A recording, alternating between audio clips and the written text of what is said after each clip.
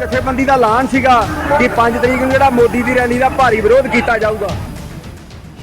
अरे बेवकूफो, जो कहते हैं मोदी डर कर लौट आए वो ये नहीं जानते कि 5 मिनट और रुक जाते तो क्या से क्या हो जाता। ट्रिगर पर उंगली आ ही गई थी। 1 मिनट में 2600 राउंड फायर।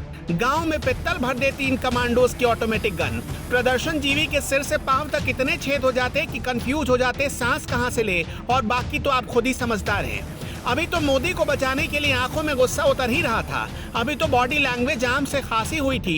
अभी तो बस एक हुक्म का इंतजार हो रहा था। एक इशारे पर ऐसा तांडव होता कि झंडा उठाने वाले जन्मों जन्मों तक उठना भूल जाते। पंजाब से मोदी डर कर वापस नहीं आए।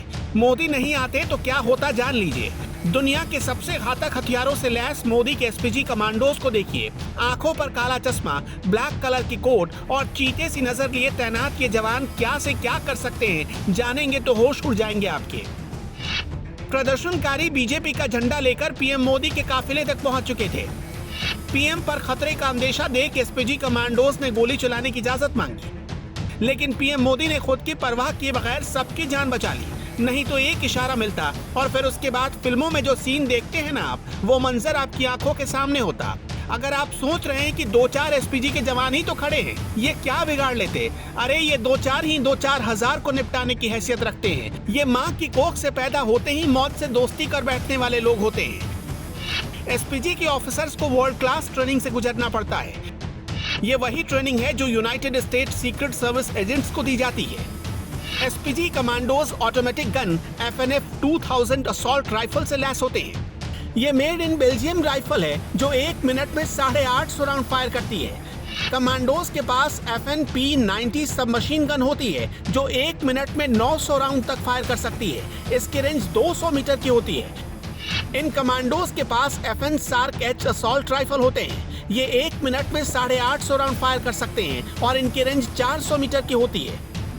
इन कमांडोज के पास फोल्ड होने वाली बुलेट प्रूफ शील्ड होती है। गोलीबारी होने पर यह प्रधानमंत्री के सामने फैला दी जाती है। इसके पीछे रखकर पीएम को सुरक्षित निकाला जा सकता है। कमांडोज के पास ग्लोक 17 नाम की एक पिस्टल होती है। ये एक light weight bullet proof jacket पहनते हैं जो 10 मीटर दूर से AK-47 से चलाई गई 7.62 कैलिबर की गोली को भी झेल सकती है। इसका मतलब हुआ कि पीएम मोदी को एक खरोच भी नहीं आने वाली थी, लेकिन उनको छूने की गुस्ताखी करने वाला जिंदा भी बचता या नहीं, इसकी गारंटी नहीं थी। अब समझ में आया कि अगर पीएम मोदी और 5 मिनट रुक जाते तो क्या से क्या हो सकता था। इन कमांडोज के कानों में ईयर प्लग लगा होता है जिसका इस्तेमाल ये अपने साथी से बातचीत करने के लिए करते हैं या फिर वॉकी टॉकी का सहारा लेते हैं। इनके जूते भी आम जूतों से काफी अलग होते हैं। ये किसी जमीन पर नहीं फिसलते।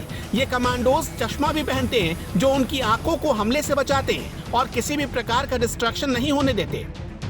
पीएम की सुरक्षा में कई जगहों पर तमाम घेरों में 1000 से ज्यादा एसपीजी कमांडोज तैनात रहते हैं। इन कमांडोज को भारतीय सेना और पुलिस बल से चुना जाता है। इन्हें विशेष ट्रेनिंग दी जाती है। ड्राइवर से लेकर निजी बॉडीगार्ड तक एसपीजी के ही होते हैं। इन्हें चेहरे पर किसी भी तरह के भाव दिखाने की मनाही होती है। पीएम ने खुद भी रिस्क लेते हुए कोई आदेश नहीं दिया। शायद प्रधानमंत्री ने ही वहाँ की स्थिति को तुरंत भांप लिया था, वरना उसके बाद उनके एक फैसले से क्या हो सकता था। झंडा उठाने वाले चवन्नी गिनते रह जाते।